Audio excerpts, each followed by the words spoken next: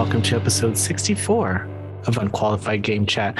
I am your host, Azario Lopez, and with me today is the ever so beautiful, so lovely, pulling off a white shirt with red designs on it. Palm trees. Palm trees, I knew that. I don't even know what they look like in real life. No, I've seen them once or twice. They're a dream come true. Don't they just catch on fire a lot? They just steal a bunch of water. Yeah. And don't provide any shade at all. Spencer, the legacy. Hello, everyone. Now you're probably thinking, I haven't seen these fellas in 2 dang weeks. Yeah, well, what happened? Last week. Ooh, bad news bears. Bad week for both of us. Azario got the Rona again. I think this is 3 times. Yeah, that's rough. Yeah. I feel like crazy. I'm gonna blame it on LA, to be honest. I went to LA and Jimmy Kimmel got it twice in a row. Jimmy gave it to you. And I hung out with Jimmy that night. So hey, Jimmy. That's why you gotta watch Conan instead. Yep. Conan wouldn't do that. Conan's not giving anybody. And I had a dang ear infection. So like just the most wholesome thing that could happen to a young boy. Yeah, is an ear infection. When I was a little kid, I had a shit ton. My ears were fucked. I lived in a very small town in Manitoba where there weren't doctors regularly. They had to fly them in. Oh, so they had like the beaks and stuff. Yeah, they had the beaks and they'd come up and they'd say, "Your child is dying." No, they were like, "Oh, he doesn't need ear tubes." And then I got 14 ear infections in a year as a little boy, and never got those tubes. So I haven't had one in years, but I just had one. It's mostly gone now. So it just keeps you humbled, you know? It keeps me grounded, you know? It reminds me of the little people, the flyover states. Yeah, the flyover states. Helps me connect with the plebeians. Yeah. The non-game journalists. You know, on a totally separate topic, I was talking about the podcast to one of my friends, just trying to explain the lore of it all, really. Yeah, and the deep Silmarillion style lore of this podcast. And the character that came to mind was no other than H Game Priest. H Game Priest. Oh man, that was a good bit. That was a classic bit. And how hard it is to describe that character to somebody who has no idea. There's so many layers to it that you have to be informed on. It's the most. If you understand that joke, you're one of like 10, because you have to know H games. You have to understand like growing up religious. You have to understand like so many things. Yeah. But if you get it, it's good. It was one of those things where you tell a story and you're just laughing the entire time, like an asshole. You know, the person's like, I don't know what the fuck you're talking about. No, it's good. It's good. You got to watch. You have to watch episodes 28 to 49 of Unqualified Game Chat to get that one. But when you invest in that, you know, it's good. Yeah. And episode 69 is around the corner, so I can only imagine he's going to make a comeback. This is episode 64, like Nintendo. I didn't have one of those, so I had a Dreamcast. I never they always felt like I remember always looking at them like they were one of those play test toys, you know, like I thought it was the coolest looking console ever, but just because I knew that my friends had cool games on it, but I thought the controller sucked the bag. Oh yeah, that stunk. Didn't know how to use it. I will say that thinking about the N64 only reminds me of how much I used to love wrestling games. Oh yeah, they were big on that console too. Yeah, just the 4 players in general. You always Nintendo knew like they did. And I remember going to a friend's house and playing Kirby 64, and it's the level in the mall, and then there's a level where the sand is rising and you're running around with DDD. And I remember thinking that was the most tense experience in my life. Can I be open about something? Yes, you may. I've never played Donkey Kong 64 and I've never played Kirby 64. Kirby 64 is cool. I had this is the kind of shit that wouldn't happen nowadays, but so I didn't have an N64 because I had a Dreamcast, luckily. But I bought the the guide to Kirby 64 at a garage sale because I wanted to play it so bad that I was like, well, I guess the next best thing is just reading how to play it. So I extensively read the guide to Kirby 64 over and over until I went on a trip to Winnipeg again because I lived in Winnipeg and I moved away. And I went back to visit the friend who I played it with, and I brought the manual as a gift for him. I was like, yo, here's the guide, dude. He was like, whoa, I'm actually stuck at one part. And he found out how to beat it through. It's just a nice story. We both played Kirby 64 again. It's just a nice little story for a little like 8-year-old Spencer. Oh, I love it. I love it. So that's my experience with Kirby 64. Donkey Kong 64, my brother loves, and I think it's a fun but kind of tedious game. I really remember playing Castlevania 64, which sucked. It sucks, but it has a really cool looking protagonist with I forget his name. I used to know all their names from Castlevania Judgment. He's the wolf guy with like the claws. He looks very cool. Yeah, that game was weird. And I should have stopped playing from the beginning when like the skeletons are on the motorcycle. The motorcycle. That's like the best part of that game. It really comes out the gate on you. Like it's like, no, this is who we are. Yeah, and that's true. It's a very difficult game. Very difficult game. But besides that, this podcast is recorded every week, posted to podcast services every Thursday, unless one of us is dying from COVID or an ear infection. Or a dang ear infection. Spencer, we don't really have anything to talk about this week. Not really. I did play a couple games. Oh, I didn't meet those. By the time this posts, I can talk about this one. Hatsune Miku. It's the game. You said it like the Domino's guy. Have you ever seen that? No. The Domino's president who did the crossover. Like he was the president of Domino's, and he did a little crossover thing with Hatsune Miku for Japan, and he had a little phone with Miku, and he said, "This is Miku. This is Hatsune Miku." So funny. Hatsune Miku. This is Hatsune Miku. Oh, I'm not mirrored, so I have to.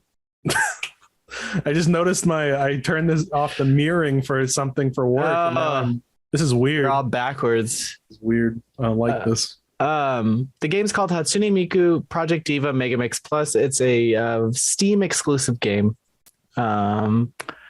And I think it's available. I think they were like trying to stealth launch it or something like that. So this is embargoed, but it has like 170 over 170 songs, extra song packs. And my review, I think, highlights what honestly I kind of imagine to be where Miku is right now in the gaming versus that. I've played all these songs before, so even the music videos are getting kind of old. Oh, that's a shame. They do allow you to switch between Future Tone and Megamix style, though, of characters, because Future Tone is like super glossy and like really kind of weird looking. But I think the last thing of this game being on PC now is that you're gonna have people expand on kind of what would it like let the community take this game and just dissect it and do their own music videos, put their own. It's a very mod friendly game, you're saying. I'm hoping that that's the case. Yeah. I'm giving it a 9 out of 10 because I mean it's just everything that you would need. Yeah, if you've never played a Miku game, it's a good you have so much stuff. It's like right now and then they have like the different bundles for like you can get the biggest bundle for $60, which gives you a total of 250 songs from the opening, and it gives you all of the costumes, and there's a shit ton of costumes in this game. So I mean that kind of skips everything really, like of why you would even try to rank up or anything if you just get that version, because you just get all the songs and then play them at your leisure. Having them all in one place is nice though. And it's just a good rhythm game. Yeah. I think the only thing is that I wish they would have put a little more effort into new music videos, or I don't know, just something for the longtime fans. Yeah, because I've played these before, and that's about it. Another game I got to play was a Sniper Elite 5, which I didn't mean to review. It was just a really quick turnaround of like a week. So I was like, well, I'll just have COVID and shoot some people, I guess.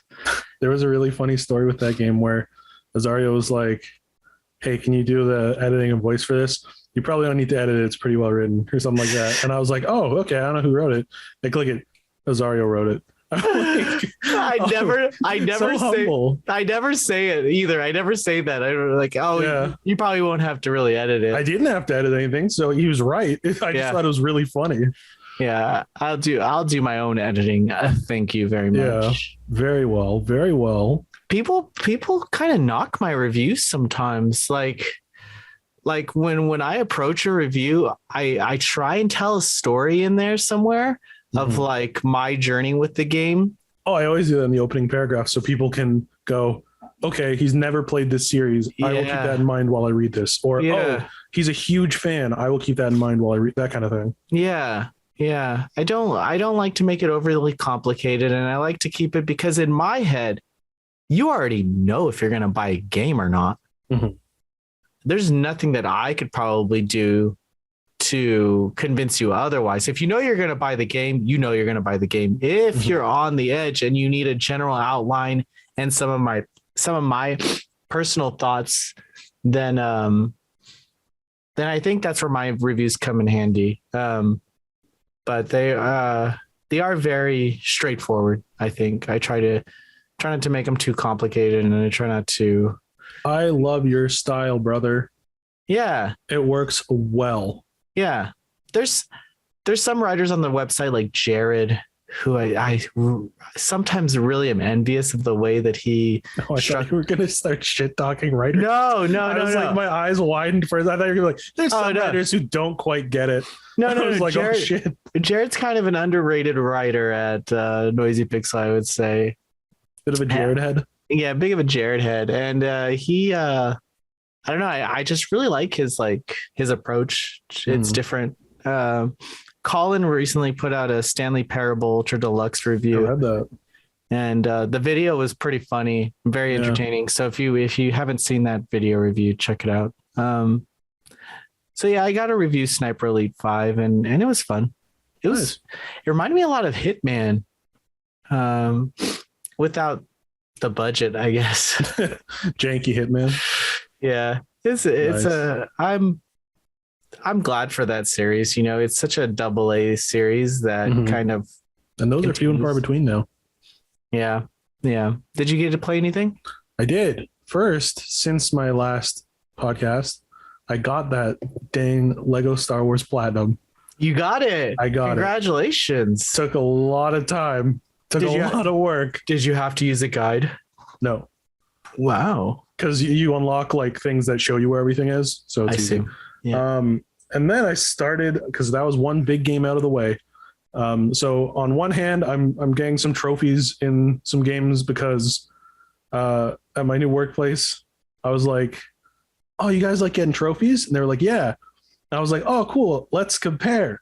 They have 4 times as many as me. I thought I had a lot. I don't. So I need to catch up. So I've been, you're saying they're bigger gamers than you? They might be. They're more committed to, for a bit, I kind of fell out of trophies just because I had so much shit to review. Yeah. That I was like, I can't focus on platinums. But that's slowed down a bit lately, so I can get back into that. I should have said this one second because it leads perfectly into our topic. But the other thing I'm playing is I started finally, now that the big game's out of the way, finally started Xenoblade Chronicles 2. Oh. Never played 2. Love 1. Played a lot of X. Liked it. But I never played 2. I'm at I just went to More Ardain. So I'm not like almost done, but I'm comfortably in the game now. Oh yeah. And is it weird that I like the gacha system?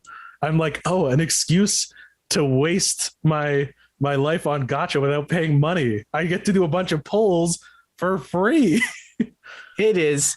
Yeah. Well, I mean, I thought when I was doing that system, when I was deep in it, you're right. It didn't really bother me that much. It didn't. Yeah. It didn't bother me until someone who brought it up.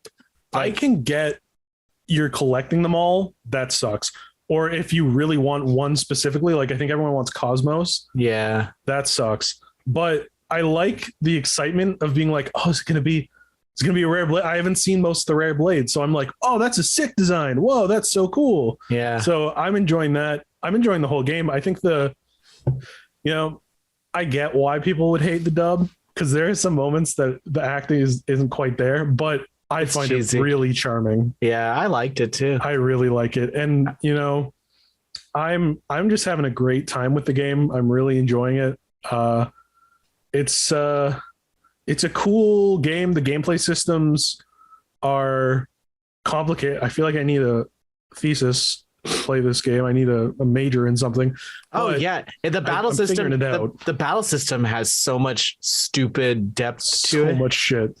Thank God for that Chugga Conroy video where it's like things I wish I knew before I started. Yeah, because honestly, once you figure out that battle system, the bosses are so much easier. Yeah, it's true. And because other than that, you're just like chipping away for hours. Battles feel long if you don't know exactly what you're doing. It's but once you know what you're doing, it's a good time. It's a grand old time. Yeah, I agree. So I'm really enjoying that game, and I have 2 and I own Torna. So after I beat 2, play Torna, and that'll probably bring me right up close to Xenoblade Chronicles 3's release. Ooh. And Digimon Survive. That's going to be a good day. It's going to be a really good day for gamers. Even if I get them to review, I'm buying physicals of both of them because A, Digimon games, I just like having physicals and they get hard to find. And B, Xenoblade games become a pain to I have everyone physically so far other than the 3DS and definitive physicals because I have the Wii version, so I'm like, oh, I have a Xenoblade physical, whatever.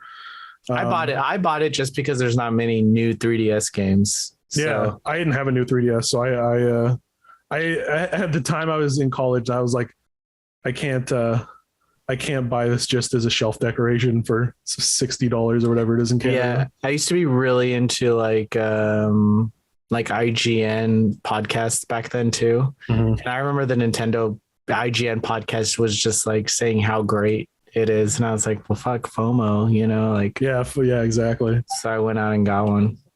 It's cool. I mean, the fact I was pretty blown away that they made that portable because that game I would not have thought you could do like that, but they did it regardless of the cuts they did. But and regardless of like the fact that you had to buy a completely new console. Yeah, that too. It was one of like 3 or how many new 3DS games are there? There's Luigi's Mansion, like 1, the re-release. Yeah. There's a Zelda. Is there a Zelda? Oh, Hyrule Warriors. I think you can play that, but it looks horrible. Horrible. Same with Fire Emblem Warriors. You have to play it on the new 3DS. It works better. Yeah. And then Majora's Mask added the second stick thingy functionality, and I think maybe like Minecraft you need the new 3DS. Maybe that's all I can think of. Yeah, kind of shitty, huh? Yeah, other than like a bunch of virtual console games, but I'm really enjoying Xenoblade Chronicles 2. I will keep the podcast updated as I go through it. And as for best girl, that's the real question. Pyra or Mithra? Really? As I said, I've only just met Mithra, so I don't know her that well. I immediately bought them in Smash because we talked about how I didn't have all the Smash characters, but as I got to know the characters, I was like, hey, I get them now. They're cool. I like them. I'm gonna spend $8 on them. I haven't bought those $120 statues of them yet. No, but I got them in Smash Bros. And overall, I'm just I don't know. Pyra's totally different than I thought. When I saw her like design, I was like, oh, she's gonna be it's not like I like she's gonna be the aggressive one, but she's like really nice and just like super humble helpful and kind. And I was like, oh, what a surprise. I could cheat because Alma's DLC and I could say Alma's still best girl. Yeah. but I don't know. We'll see as I get to know Mithra better. But right now, Pyra's great, and Nia's a really good healer. So that's helpful. I agree. It's a great game. Makes me want to replay it. But then you see it's like 90 plus hours. Yeah. And you're like, oh. I loved being able to go back to that game whenever I did. Just like explore shit. And it's a really good cool game. To start with a DLC because I had the Torna physical thing came with the expansion pass. Yeah. So you just get like, I have a billion fucking crystals and shit that I get. Like I'm saving them because you bond them with characters and I only have 2 characters. I can use them right now. Yeah. So I have a ton saved, but it's cool. I got really lucky and I got the one everyone says you should get on Rex immediately. Zerab. Oh yes, it is. I do. Good luck. Xenoblade Chronicles 2, Zenobia by the Tails guy. And yeah, so that's that. But first I mentioned trophies, which brings us to PlayStation Plus is coming. Yeah, they're putting trophies in old games. Some old games. We have trophy support for a few games. We have Wild Arms. That's a big one. Ape Escape. Siphon Filter. Hot Shots Golf. And Intelligent Cube. You ever play? Just the start. You ever play Intelligent Cube? No, I have not. So it's a game where these blocks, you're on a grid, and these blocks are slowly turning over onto you. So making the field smaller and smaller as time goes on. And your job is to create like combos to get rid of these blocks so that you can get by and not get squished by them. That sounds fun. And then all the while you're racking up points. I own the game, which is nice. It's kind of a rare game. All of these games are kind of rare, except for Siphon Filter. But I don't know. It's cool. I think Wild Arms is already on PS Classic. So yeah, but I like that it has trophies now because I've tried to start Wild Arms like 3 times, and every time a review game comes up, and I'm like, but Wild Arms is really good. But I like it every time. I just get too busy. I feel like it sucks that Altered Code F is the remake of it on PS2, and it's better than the first PlayStation one in my head, and just because it's easier on the eyes. Because Wild Arms is not a very pretty game, as pretty as its opener is, and just like very early PS1. It's very early PS1, and but it has charm to it. It's not like bad looking. It's just like you have to adapt. I love it because it tells the 3 individual stories, and then just I don't know. It just felt so unique at the time of these characters coming together and working together, and you kind of have some liberty over their relationships and how it progresses in that manner. And just the adventure that it turns into is definitely a game that I suggest. And the series only gets better. Yeah, because PlayStation Plus also has Wild Arms 3. So the only missing right now is 2 for the first 3. Yeah, I think 5 is the best one though. What's consoles at PS2? PS2. Oh yeah, you have that one. Xseed published it. Let's hope they all get on there, because really the benefit of a Game Pass-esque service is, I can try all these games. So if you want to try the whole Wild Arms series, you can just go boom, boom, boom, boom, boom. I would love to just be able to put Wild Arms into my thing and it unlock it or something. Oh, that'd be nice. I thought about that too. I was like, man. But then even you don't need to be able to do it with you don't need to be able to do it with PSP games. You can just, I don't know. Yeah, that's true. You couldn't. I don't know. That wouldn't be possible. What games are you hoping come to this service? Because Crisis Core. Yeah, that's my big one. I was about to say I have one big one, and it's that. Crisis Core. I would love for it to have trophies, because to me, getting trophies in a game means it's the ultimate way of saying I really like this game because you were willing to do all the little things. And I want to platinum Crisis Core so I can be like, look, I like this game you should check this game out. I put all this time into it. So like that's the most opinion I can give on it. Same with like Dissidia and Dissidia Duodecim. Those games are really fun. There's an Xseed PSP game called Brave Story New Traveler. It's fucking weird as hell, but it's such a good like Final Fantasy type RPG that no one fucking talks about. And I would love to see that. There's a lot of PSP games actually that. You know what is on the service that I'm going to check out? Rogue Galaxy. Oh, I've wanted to play Rogue Galaxy for years. I remember going to EB Games in Buffalo when we went to the States, and I saw they had Rogue Galaxy and Final Fantasy X, and I said, I'll do Final Fantasy X. And I always wondered since that day, what did I miss? Apparently I missed Will Friedle. Apparently he's the main guy, Jaster. And I always look at it and I'm like, I want to get it on the PSN. And literally like this week when I was like, okay, I'll finally do it. It's on sale for like $7. Right when I was about to do it, it was like, oh, it's included on the upcoming PS Plus. And I was like, well, it's not like I'm going to play it in the next 4 weeks before there's PS Plus. So I guess I might as well wait. Such a beautiful game. Who developed that game? Level 5, right? Level 5. Okay. So yeah. So it was like in the Dark Cloud era. Yeah. I mean, like I could still buy it. So I have like, if I don't have Plus, I do think Sony owns it. Yeah, Sony owns the so IP. For PlayStation All Stars 2, you can have Jaster. The game came out in 2007, the year I graduated high school. Look at that. There you go. That was before I graduated elementary school.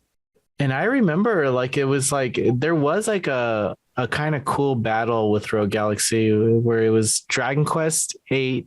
Yeah. Rogue Galaxy and Final Fantasy X. But Dragon Quest 8 came with that Final Fantasy 12 demo. Oh, it did. Game on. Yeah. A lot of people bought it who never played Dragon Quest because they wanted that demo. I remember that. Oh, it did. Little did they know they were getting like the best RPG ever for the demo. So they did pretty well. That game aged so well too. It's true. And I think level 5 graphics aged really well. Not Dark Cloud 1, but Dark Cloud 2 especially. Dark Cloud 1 wasn't it a launch game for the PS2? I don't know if it launched. I just know that like it was like because it looks like a late PS1, early PS2 game. And then by 2, they figured out like their style and everything. So I think it worked out. I just remember how ugly the dungeons were in that game. Yeah. Very ugly. I don't think a series like that could survive in today's. No, because it's probably like a good AA. Like it wasn't Final Fantasy 12, huge game, but it was. The market is already being ruled by these indie developers who do stuff similar and offer their takes on it. But I feel like those types of games, like you have Toho games that mimic Castlevania better than Konami can do a Castlevania game. And I just find it so interesting that my thought process is that there are these developers who are older and they were so innovative back in the day that when they try to come back, they didn't grow with the industry. Whereas indie developers are constantly looking at the industry and being like, okay, I really want to make a Castlevania. I really want to make a Metroidvania. Yeah. What did I like about that game? But what also did I not like. Yeah. But also how has it evolved over the years? And they don't have a huge company to shareholders to appease. They're just like, okay, I'm just going to make my own Metroidvania. So it's totally different industry than when Dark Cloud was a thing. I want to say that Iga did it right with Bloodstained, but I think he did. Bloodstained's good. I think he had a really good team of people around him, though. Oh, absolutely. He definitely milked the expertise of his team. Rogue Galaxy is on Vita as well. Really? Or did they just have a Vita skin? Maybe it's skin, because I don't remember seeing that, but I'll check. That'd be cool. Wait, I'm on the no, it didn't. But I remember I was like, whoa. But I remember having like avatars from Rogue Galaxy on my Vita. I remember that too. Actually, now that you mention that, that is what they were from. That's weird. Is there? Yeah. What's your current PlayStation avatar, by the way? Star Ocean. Whatever Star Ocean was released on. Was it? Did they put 4 or something on PS4? What did they put on PS4? They put First Departure. They put Until the Ends of Time, and they put Internet. Oh, The Last Hope. Last Hope. Yeah, that's it. Yeah, they put The Last Hope. When they put The Last Hope on PS4, that's when I have the main character from there as my avatar. Nice. I just don't change it. I should. That's the same. Mine's been Beautiful Joe since I was like 15. That's pretty good though. Yeah. I was like, man, I fucking love Beautiful Joe because it rules. And I was like, I'm going to buy that icon for $1. I think out of the default ones, I think it was Nero from Devil May Cry 4. Oh no, or was that one bought too? I don't know. But it's been Beautiful Joe for so long now that I can't change it because who am I then? Yeah, I remember I used to like get really into PlayStation 4 themes, and I miss themes. I remember some of them for like the Trails games, you would have to switch accounts to like EU accounts to have access to other themes. Like, yeah, I remember going on my Japanese account to get the Dragon Quest theme before it came here. I was kind of deep in the themes, and PS5 doesn't have themes. No, doesn't. I wish it did. I mean, it'd be harder to implement because of the way it works, but I really wish it did. Oh, the PS5 menu is ugly as fuck. I also wish the Switch had themes too. I can't imagine why the Switch doesn't have themes. I can't either. The 3DS had such good ones. I have a Dreamcast one, and when you turn it out of sleep mode, it plays the disk drive noise. That's amazing. It's insane. It's insane that there's... Yeah, I'm looking forward to the PlayStation Plus thing. Obviously, it has some issues that have been announced this week, but I'm interested in seeing what games they pop out. That said, we could just wrap up the episode right now. We can. Nice 30-minute episode. If you made it this far, you'll know that Spencer and I probably have nothing to talk about. But we made it work. That's all that matters. That's true. We'll come back full force next week with give us time. With a great episode. TBH. Oh, you know what today was supposed to be? Yay or nay? We're gonna have to do it. We're both out of it. I'm sorry, but we will do it next week. It's the first next week. We'll record on the first. It'll be fine. It'll be fine. It'll be fine. It's okay. We'll come back. You got a yay or nay for the indie showcase last time. Yeah, you can't. You're getting a little greedy. It's gonna hold you over till next week. You're definitely getting a little greedy. A little bit needy too. A little needy. Needy. All these comments about how nice it is to see us. You need a back off. Back off. I need my space. With that said, have a good week. Bye, everyone. Bye.